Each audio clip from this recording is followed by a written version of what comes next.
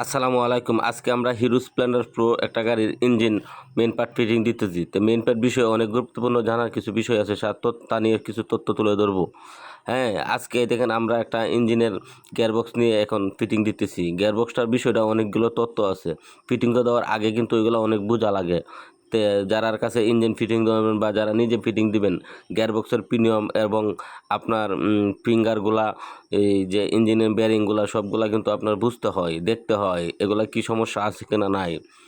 ঠিক আছে, এই যে দেখেন আমরা কিন্তু গিয়ারবক্সটা ফিটিং দিতেছি। দেওয়ার পরে আমরা প্রতিটা গার্ডে গার্ডে দেখতেছি ঠিক আছে নি, গিয়ারটা কি কাজ করতেছে কি না, ঠিক আছে, বা আপনার সবগুলা প্রিমিয়াম ঠিক আছে নি। এভাবে আমরা সম্পূর্ণ আস্তে আস্তে এই যে দেখেন আমরা ঘুরায় ঘুরায় টুকা দিয়ে ঠিক আছে গিয়ারগুলা কি কাজ করতে নি এগুলো আমরা কিন্তু দেখতেছি। আপনারা ফিটিং করার আগে এগুলো কিন্তু সব তথ্য আগে জানতে হবে। সবগুলা প্রিমিয়াম ঠিক আছে নি, ফিঙ্গার ঠিক আছে নি, শেপ ঠিক আছে নি, ঠিক আছে, বা বেয়ারিং ঠিক আছে নি, এভাবে আস্তে আস্তে জানি না তারপরে ফিটিং দিতে হবে। আজকে আমরা এই যে দেখেন শুরু করে দিচ্ছি। এই যে দেখেন আমরা গিয়ারবক্স ফিটিং দিয়ে দিচ্ছি।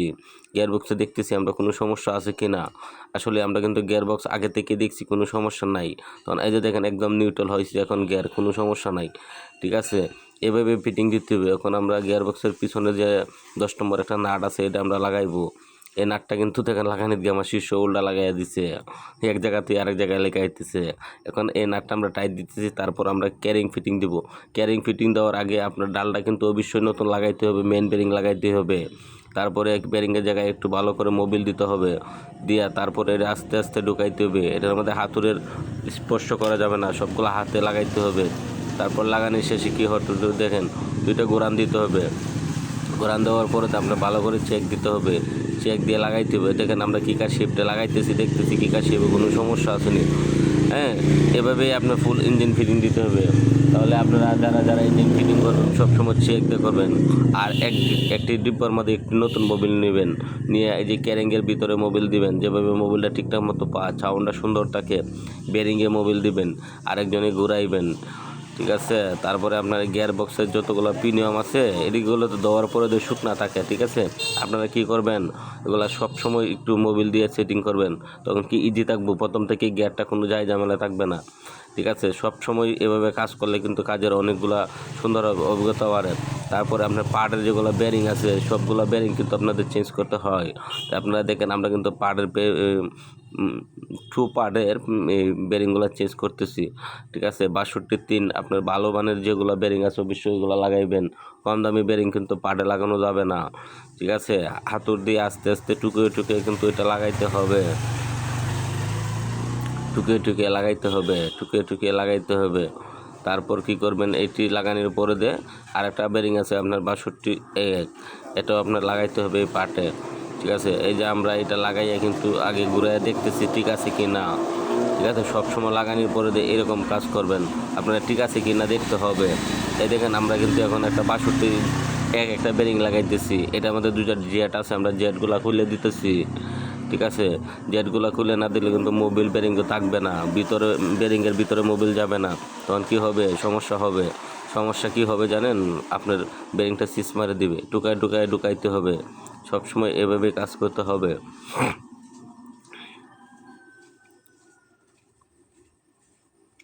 আমরা হাতুড় দিয়ে বেরিংটি ঢুকিয়ে ফেলেছি। এখন আমরা এটার কাজ শেষ। ঠিক আছে, সম্পূর্ণ কাজ কিন্তু এভাবেই করতে হবে, এটার কাজ শেষ। এখন আমরা মেন পার্টটারে ফিটিং দিব। ঠিক আছে, আমাদের আগের থেকেই সম্পূর্ণ মানে ফিটিং দেওয়া ছিল, তাই দেখাইলাম। এখন আমরা কি করব, আমরা অবশ্যই কিন্তু আইকা ব্যবহার করতে হবে। প্রতিটা জায়গায় জায়গায় আইকা ব্যবহার করতে হবে। পুরাতন গাড়ি যারা মানে যতগুলো আছে সবগুলাই কিন্তু আইকা যদি আমরা না দিই এটার মধ্যে, তখন কিন্তু মোবিল লিক করতে পারে। বেশি বেশি আইকা দিতে হবে। ঠিক আছে, একটা আইকা কিনে তারপরে আঙ্গুলে দিয়ে হাতে আস্তে আস্তে করে এই আইকাটা ব্যবহার করতে হবে। আইকাটা ব্যবহার না করলে কিন্তু আমাদের ইঞ্জিনের অনেক জায়গা দিয়ে এই যে মোবিল ছুঁইব, মোবিল লিক করবে। ঠিক আছে, ভালো মানের গাছকে দিতে হবে। সবগুলো জায়গায় কিন্তু আস্তে আস্তে করে আইকা ব্যবহার করতে হবে। আইকা ব্যবহার না করলে আপনার মোবিল লিক করতে পারে। প্রতিটা জায়গায় কিন্তু আইকা ব্যবহার করবেন। তারপরে আপনার আমাদের প্রায় আইকা লাগানো শেষ। এখন কিন্তু আমরা গাছ কাঠটা লাগাবো।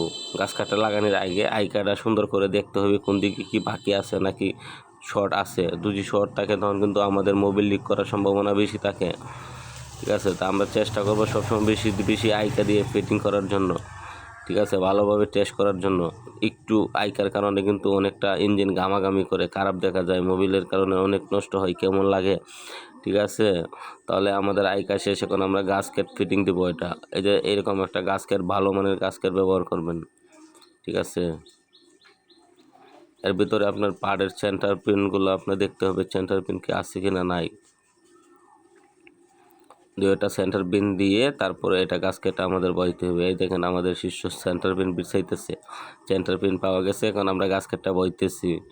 গাস্কেটটা বইয়ের চতুর্দিকে হালকা হালকা করে চাপ দিতে হবে। চাপ দিয়ে এটা কি করতে হবে, হ্যাঁ, চাপ দিয়ে চতুর্দিক চাপ দিয়ে চেক দিতে হবে কোনো জায়গায় কি কোনো সমস্যা আছে কি না।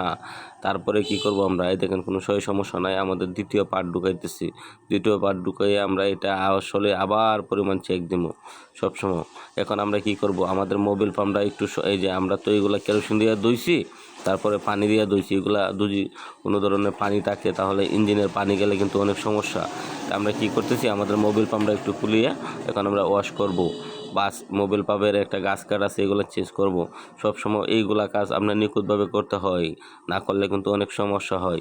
এই যে দেখেন আমরা মোবিল পাম্পটা এখন খুলতেছি, খুলিয়ে তারপরে কী করবো, পাড়ে আমাদের পানি আছে, পানিগুলা ওয়াশ দিব। ওয়াশ দেওয়ার পরে এগুলা কী করবো, দেখেন ভালো করে মুছা দিতে হবে বা বাতাস করতে হবে। ভালো একটা নেকটা রইতে হবে, তারপরে ভালোভাবে বাতাস দিতে হবে, ঠিক আছে, দিয়ে তারপরে মুছে তারপরে এটা লাগাইতে হবে। এখন আমরা এখানে একটা নতুন গাস্কেট নিব হাতে। নতুন একটা গাস্কেট নিয়ে এটা কি করব, একটু অল্প অল্প করে একটু আইকা দিব। এই দেখেন একদম ক্লিয়ার হয়ে গেছে, কোনো পানি নাই, ঠিক আছে। এখন আমরা কি করব, এখন আমরা একটা গাস্কেট লইব, এই সাইডের একটা গাস্কেট লইব। মোবিল পাম্পের সাইডের সাথে কিন্তু গাস্কেটের সাথে সাথে কিন্তু গাস্কেট থাকে। তা আমরা চেষ্টা করবো সবসময় গাস্কেটটা চেঞ্জ করে দেওয়ার জন্য। গাস্কেটটা চেঞ্জ করে দেওয়া গেলে অনেক কিন্তু ভালো হয়। এটা মোবিলটা আমরা ঠিকঠাক মতো উঠে, সাউন্ডটা অনেক সুন্দর হয়। আমরা কিন্তু এই যে মোবিল পাম্পের গাস্কেটটা, এই যে দেখেন মোবিল পাম্পের গাস্কেটটা আমরা লাগাইতেছি, ঠিক আছে। সব সময় এভাবে কাজ করলে, দক্ষতার সাথে কাজ করলে আপনার অনেক সময় সুন্দর হয়, ঠিক আছে। এই যে আমরা গাস্কেট লাগাইছি, মোবিল পাম্প লাগাই ফেলাইছি, ঠিক আছে। এখন আমরা পাটটা ফিটিং দিব। তো সবসময় এইভাবে কাজ, দক্ষতার বিষয়ে কাজ করলে অনেক ভালো হয় বা সুন্দর হয়, ঠিক আছে। আপনারা যদি এরকম ভিডিও ভালো লাগে অবশ্যই লাইক কমেন্ট দিয়ে শেয়ার করে পাশে থাকতে হবে। নিত্য নতুন ভিডিও পাইতে হবে, অনেক ধরনের ভিডিও পাবেন। আমাদের চ্যানেলটা এখন নতুন, আমরা কিন্তু রেগুলার ভিডিও দিচ্ছি, কিন্তু সবগুলাই এখন তো এডিটের বিষয় সমস্যা বা অনেক যাই ঝামেলা, তাই যতটুকু পারি আপনাদের বোঝার জন্য চেষ্টা করব, ভালোভাবে বুঝিয়ে দেব, ঠিক আছে। পার্ট বাই পার্ট আপনাদেরকে কাজের অভিজ্ঞতা তুলে ধরবো, আমরা কেমনিতে কাজ করি। আমরা পার্টের কাম শেষ, এখন আমরা নাটগুলা এটার মধ্যে ঢুকাইবো। অবশ্যই নাটগুলা কিন্তু সব ভালোভাবে সেটিং দিতে হবে। সেটিং দিয়ে সবগুলা নিজের হাতে আস্তে আস্তে করে টাইট দিতে হবে, ঠিক আছে। কোন জায়গায় কি ময়লা আছে বা কোনো জায়গায় ঝামেলা আছে কিনা দেখে ক্যারেংটা ঘুরাইতে হবে। ইঞ্জিনটা কি জ্ঞান নিউট্রাল আছে কিনা, এভাবে সবগুলাই, ঠিক আছে। কোন নাটটা কোনখানে বসবে এভাবে দিকে দিকে আস্তে আস্তে ফিটিং করতে হবে। তখন আপনার কি এটা ইঞ্জিনটা নিখুঁতভাবে ফিটিং হবে, ঠিক আছে। সবসময় আমরা এভাবে একটা কাজ করতে হবে, তখন আমরা ইঞ্জিনটা সবসময় পারফেক্ট থাকবে। এই যে এখন আমরা নাটগুলা ঢুকাইছি, এখন আমরা 8 নম্বর টি দিয়ে এগুলো নাট সম্পূর্ণভাবে আস্তে আস্তে করে টাইট দিব। দেখবো কোনো সমস্যা আছে কি না। আর যাদের কোনো সমস্যা থাকে অবশ্যই কমেন্ট করে জানাবেন, ঠিক আছে। পরের ভিডিওতে আবার